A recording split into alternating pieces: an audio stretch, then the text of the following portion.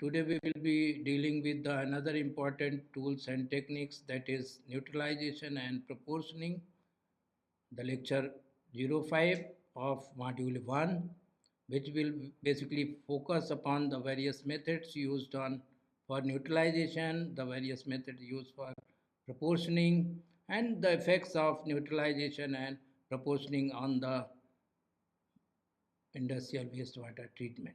We will be looking on these two techniques, neutralization and proportioning, in more details. So let us talk about neutralization process. This is one of the important process which is used to make the water near neutralized range. Because if we see in the most of the biological treatment system, chemical treatment system, the requirement of influent water, that is to be with slightly alkaline range, 7 to 7.5. If the water is acidic, water is very alkaline in nature, then it has to be brought to the near neutralized range so as to make it fit for further treatment unit operations. So neutralization is not only done for making the wastewater amenable for different treatment system, but it is also to comply with the effluent discharge standard, that is IS 2490. According to that, the effluent discharge should have the pH between 5.5 to 9. So this process, if any waste stream in the industry which does not have much of pollution, which can be discharged by neutralizing the wastewater, so this technique is also used for meeting with the effluent discharge standard. Also, this is required because very highly acidic or highly alkaline water adversely affect the environment and also reduces the treatment efficiency of the secondary treatment process. So let us talk about the various methods what we use for neutralization. So that basically depends upon the type of the waste stream we are generating in the industries. That may be acidic waste stream, that may be alkaline waste stream. So if acidic wastewater are generated, so we have this system like limestone treatment, limestone slurry treatment, then caustic soda treatment. If the wastewater is highly alkaline, then we have like acid neutralizer, like waste boiler, flue gas we can use, sulfuric acid we can use. Then we can also use carbon dioxide for neutralizing the alkaline waste. If in an industry both these streams are available, like both alkaline and acidic streams are there, then we have to identify them, segregate them, and measure their pH, and accordingly do the proportioning and neutralization so that the water becomes nearly neutral range. So that is the different methods we adopt depending upon the type of the waste stream it is generated from the industry. So one by one, we will be looking more into more details of this treatment process, these methods of neutralization. So first of all, let us talk about the limestone treatment. So limestone, it has a very high neutralizing power, and its action can be further enhanced if we increase the temperature. So this process basically is used for as a low cost process because limestone is comparatively cheaper than other neutralizer used for acidic waste water. So this process basically has lot of potential to neutralize the wastewater. So this is basically the chemical reactions. If this is the limestone, we can represent it as a calcium carbonate. It reacts with the acid, and formally it forms the calcium sulfate and this H2CO3. So here if we see, if we use this limestone, this calcium sulfate is basically generated, which can enhance the hardness and TDS value into the wastewater. This is one of the basic drawback of this limestone treatment, but the reaction is very powerful and can neutralize highly acidic wastewater in a most economical method. So the reaction basically continues as long as this lime is available. As soon as these limestones are finished, again we have to do the periodic replacement so that the fresh limestones are available for neutralization. So this requires fresh replacement of limestones into the tank for neutralization at a suitable interval. And then also the drawback, if we talk, that is like used limestone sludge that is generated from the process of neutralization. The disposal of this is a serious drawback and the problem for this method. But this is relatively inexpensive, hence, this is most extensively used in the industry for neutralizing the acidic wastewater. And this is basically you see that is the influent water which is entering through this pipeline. This is a neutralization tank where these are the limestones filled up, and when the water enters through this pipeline here, it comes in contact with the limestone and then it starts neutralization. And after the neutralization, the neutralized water goes through this pipeline, and here you can see this is online pH monitoring system which will continuously monitor the pH level of the neutralized wastewater which is going through this pipeline, so as to ascertain the extent of neutralization as per our requirement. So this is a typical sketch of pH neutralization tank which is used in a pipe system. And then this is another treatment what we call is caustic soda treatment, which is done for acidic wastewater. If we compare with limestone, this is more powerful neutralizer than the lime. And the chemical reaction that takes place here, that is H2SO4, here we use this sodium carbonate instead of calcium carbonate. So here whatever the product like sodium sulfate which is generated is soluble in the water and does not contribute to the hardness, increase in the hardness of the water, whereas CO2 is released as a gas. Adding concentrated solution of the caustic soda that may have fast reaction with the acid waste and can result into faster neutralization.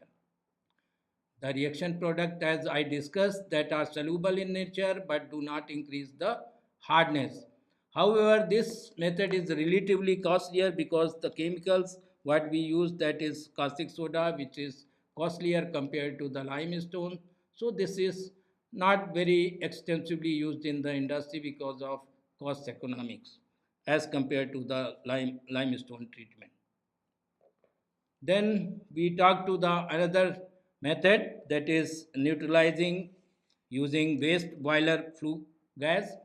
This is basically a new concept that the industry has started with the concept of reuse of waste boiler flue gas for the neutralization purpose.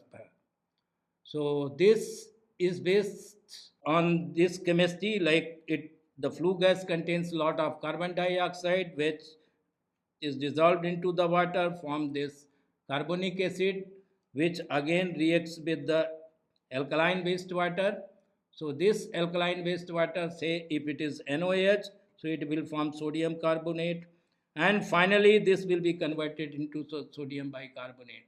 So whatever the alkaline pH is, the weak acid is generated because of the waste boiler flue gas.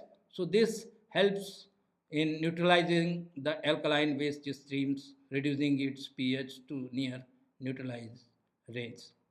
So for this we need to have a facility to be constructed.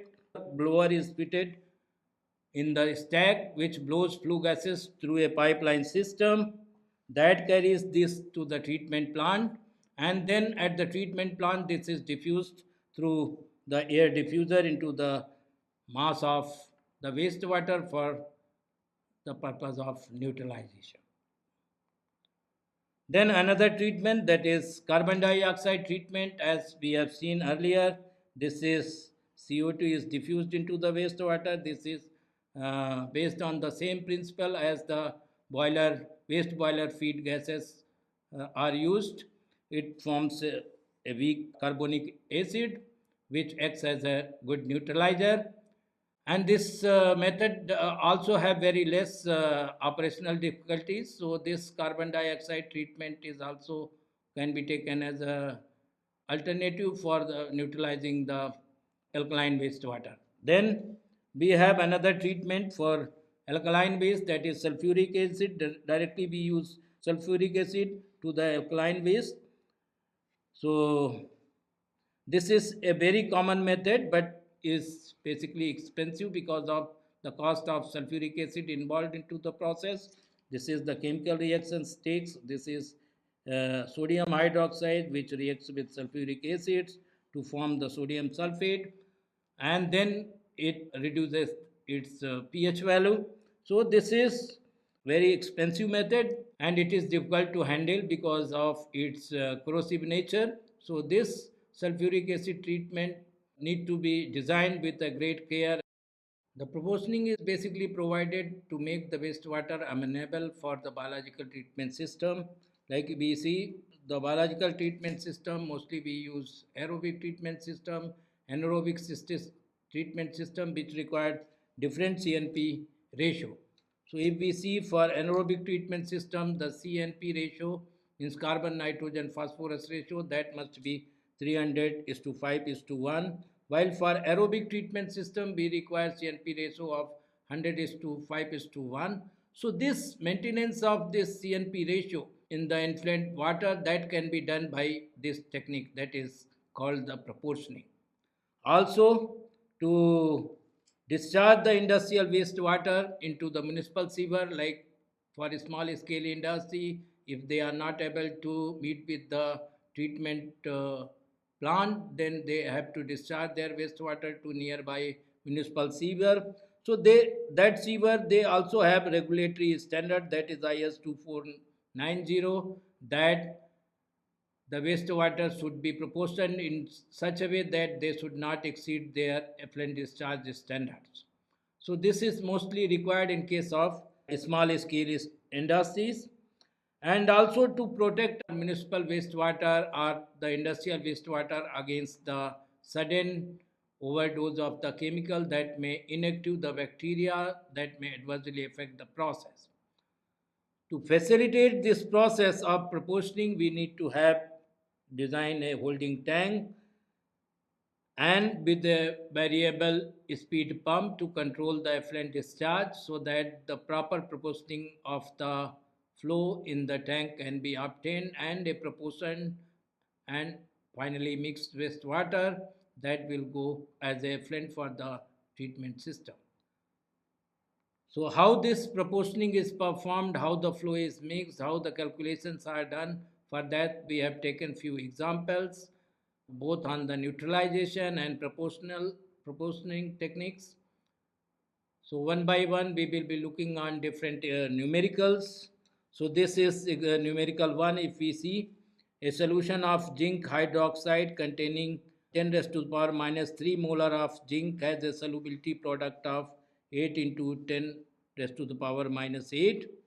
So at what pH will the zinc precipitate out of the solution? So this is, we have to determine at what pH the zinc can be precipitated out of the solution. And the second case, if the concentration of zinc is decreased like 10 raised to the power minus 5, then at what pH the zinc will be precipitated. So before going into the problem, read it carefully and then note down what are given, like the solubility product of the hydroxide, that is given as 8 into 10 raised to the power minus 18. Then case 1, when the zinc concentration is 10 raised to the power minus 3 moles, what will be the pH when it will be precipitated out. Similarly, the case 2, if we see, if the zinc concentration is further reduced to 10 raised to the power minus 5 molar, then what will be the pH at which the zinc will be precipitated. So we have two cases.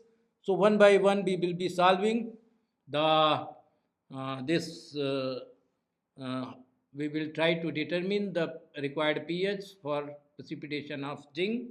So we have, as we can see, there is a solubility product of zinc hydroxide, which is equal to molar concentration of zinc into molar concentration of hydrix power 2. And then here if we put the value of this KSP, that is 8 into 10 raised to the power minus 18, which is given here, and then also put the value of zinc, which is equal to 10 raised to the power minus 3. Then we can solve this, what is the molar concentration of hydroxide. So this is OH ions, its molar concentration, if the zinc concentration is 10 raised to the power minus 5, it will come out 8.94 into 10 raised to the power minus 8 moles.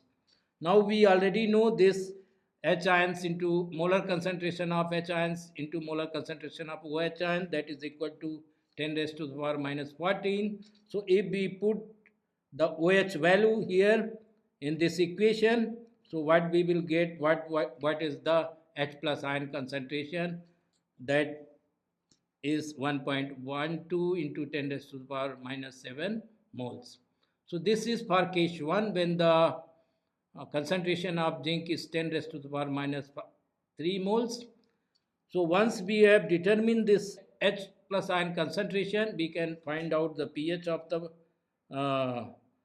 that is minus log hydrogen ion concentration. So here if we put the value of H plus ions, that is 1.12 into 10 raised to the power minus 7, then the value of pH, that will come out 6.95. Similarly for case 2, the solubility product is given as 8 into 10 raised to the power minus 18, which is equal to the 10 raised to the power minus 5. Put the value of zinc here, zinc concentration, then find out this OH value, and by solving the same way we can get the pH value 7.95 for the case 2. So this is how we can use this concept for getting the pH value when the precipitation of zinc can be taken out from the solution. Then this is another example. You see a paper mill wastewater having BOD of 940 milligram per liter need to be proportioned in such a way that its overall BOD comes to 500 milligram per liter. So here the overall BOD, that should be 500 milligram per liter, while the incoming BOD level, that is 940 milligram per liter. Proportioning has to be done by domestic wastewater having BOD concentration of 160 milligram per liter, and then we have to find out what is the amount of domestic wastewater flow that need to be diverted if its wastewater flow is 6.5 mld.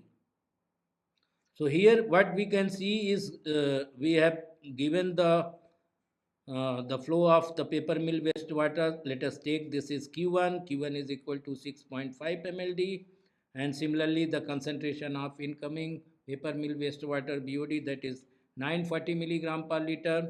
Similarly for domestic wastewater, which need to be used as a proportioning agent, so that is the flow. We need to find out how much flow has to be diverted to the paper mill wastewater so as to get the overall BOD concentration of 500 milligram per liter if the concentration of BOD for this domestic wastewater is 160 milligram per liter.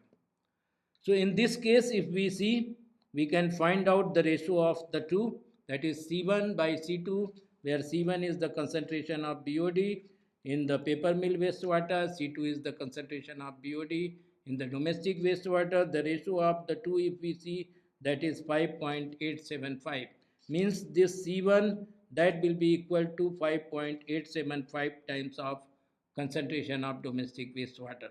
So now if we proportion these two wastewater and find out the equalized concentration, so this C will be equal to Q1 C1 plus Q2 C2 divided by Q1 plus Q2. So using this formula, if we see the overall concentration of BOD, we put here 500.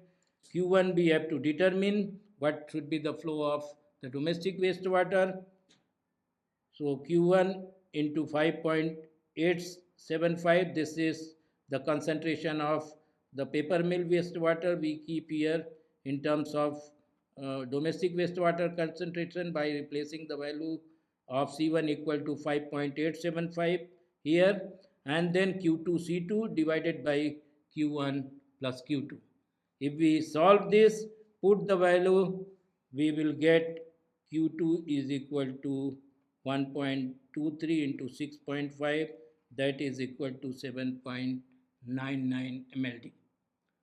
So this is how we can calculate to make a wastewater having BOD of reducing its BOD from 940 milligram per liter to 500 milligram per liter, which is amenable for the secondary treatment process. If we decide like this, then we can mix the domestic wastewater along with the industrial wastewater in such a ratio that it can have the composite BOD level as desired. So this is how we can work out the proportioning of the different waste stream in for meeting with the objective. So this is another example. There are two waste streams W1 and W2 which are generated from a chemical plant. So consider the following data. Answer the following, like what would be the pH after the mixing.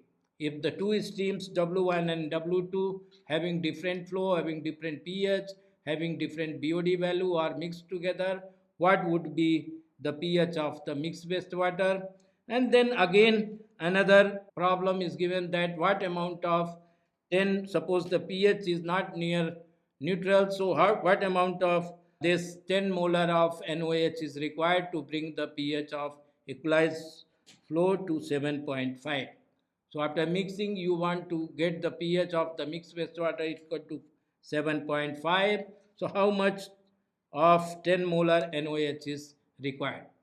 Then in what proportion the two streams need to be mixed to get an equalized BOD concentration of 800 milligram per liter? And also find Q1 by Q2, the ratio of this Q1 by Q2 that has to be diverted, that has to be proportioned in such a way to meet with the overall objective of getting the equalized BOD concentration of 800 milligram per liter. So this is the problem. Now let us solve this. Let us talk about the first. What would be the pH after the mixing? So we have two waste streams. The pH are given of the two waste streams. If we mix them, what will be the equalized pH? So how to solve this? So here if we see, the given is 1 mld flow, that is 10 raised to the power 6 liter per day. We have pH. Definition pH is equal to minus log of hydrogen ion concentration. So here we can determine directly the H plus ion concentration, and that is equal to 10 raised to the power minus 3 molar per liter by putting the value of pH equal to 3. So here if we put the value of equal to 3, we get this value 10 raised to the power minus 3. Similarly, we have to also determine the H plus concentration in the waste stream WT. Here also the flow is given, that is 10 mld, means 10 into 10 raised to the power 6 liter per day. And similarly we have the pH value, that is equal to 10. So this pH here we have to put as a 10. So here this H plus ion concentration in this case, that will be 10 raised to the power minus 10. Now if we mixed, what will be the equalized H plus concentration? So if we mix, this is the flow 1 into 10 raised to the power 6 into H plus ion concentration. This is the Q2 flow 10 into 10 raised to the power 6 liter per day into 10 raised to the power minus 10, which is the H plus concentration, divided by Q1 plus Q2. So we get, this is the equalized H plus concentration. So this H plus concentration, if we find out equalized pH, so this will be minus log of this H plus ion concentration, and from this we can get the value of equalized pH, that is 4.04 for the mixed wastewater. So this is how to find out the pH after the equalization, after the proportioning. Then let us talk about the second problem. So in the second problem, if you see required pH of equalization tank we have fixed, it should be 7.5. But after mixing here, if we see this is 4.04. So this will require addition of alkali, and for addition of alkali there is a NOH given as per the problem, that how much amount of NOH, that to be 10 molar NOH to be added in order to bring its pH equal to 7.5. So total flow of the equalized wastewater will be the sum of the flow of the two waste stream, that will be 10 plus 1 equal to 11 mld. And then we have to find out this the amount of NOH 10 molar required.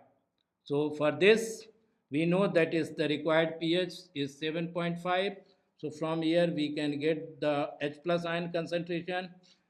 Similarly, if we use this equation H plus ion concentration into OH ion concentration, that must be equal to 10 raised to the power minus 14. So here if we put this value of H plus ion here, we will get what is the OH ion concentration in this. So this will be equal to 10 raised to the power minus 14 divided by 10 raised to the power minus 7.5, which is the H plus ion concentration, and we get this is 3.16 into 10 raised to the power minus 7 moles of OH ion should be there. Okay, to get this required pH of 7.5. So we need to have OH ion equal to this. But in the equalized wastewater pH we have 4.04. So from here if we get what will be the POH, so if we subtract from 14 this pH value, so it will give the POH, that is 14 minus 4.04, which is equal to 9.96. So this POH will be this. So from here we can directly get the OH concentration, the existing OH concentration in the equalized wastewater, and that comes 10 raised to the power minus 9.96. And if we further do it, then we will get equal to 109.65 into 10 raised to the power minus 12 moles per liter. So this is the OH ion present. So this is required. So how much additional is required? So this minus this will be the additional OH required. So now further if we solve with this, so additional OH required we have calculated, that is 3.158 into 10 raised to the power minus 7 moles per liter. And if we see the molar weight of OH ion, that is 1 plus 16, that is 17 gram per moles. And the total flow is also given, that is 11 into 10 raised to the power 6 liter per day. Then here we have this additional bit of OH required for this much of flow. So this is flow is 11 into 10 raised to the power 6. So this is multiplied with the this 3.158 into 10 raised to the power with the OH requirement into 17 gram, like 1 mole will have 17 gram.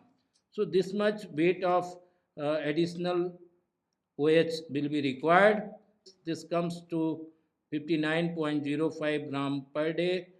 If we convert in kg per day, so it will come 59.05 into 10 raised to the power minus 3 kg per day. Now the weight of OH ions, if we see what is present in 10 molar NOH, so that is 17 gram per is the molar concentration, molar weight of OH ions, and this is 10 molar, so it will be 170 gram per liter, and this we can write as 170 to 10 raised to power minus 3 kg per liter. So now if we divide with this, this is the total requirement of OH ion. This divide with the weight of OH ions per liter. So we can get how much liter of this 10 molar NOH concentration of solution is required. So this is 0.314 liter per day. So this is how we can calculate the requirement of additional alkali agent, sodium hydroxide or potassium hydroxide for further neutralizing or bringing the pH to another level. Then again, if we remember the question, what will be the Q1 by Q2? So here BOD level we have to fix, that is to be BOD of the waste stream 1, that is 1200, BOD of waste stream, that is 600, and we want to bring the BOD equal to 800 milligram per liter. So what will be this Q1 by Q2? So here we can use this, the equalized mass concentration concepts. BOD equalized, that will be equal to Q1 into BOD1 plus Q2 into BOD2 divided by the total flow. So here we need to have this equalized BOD equal to 800 put for the waste BOD concentration of waste stream 1. This is BOD concentration of waste stream 2, and Q1 and Q2 are their flow, and divided by Q1 plus Q2.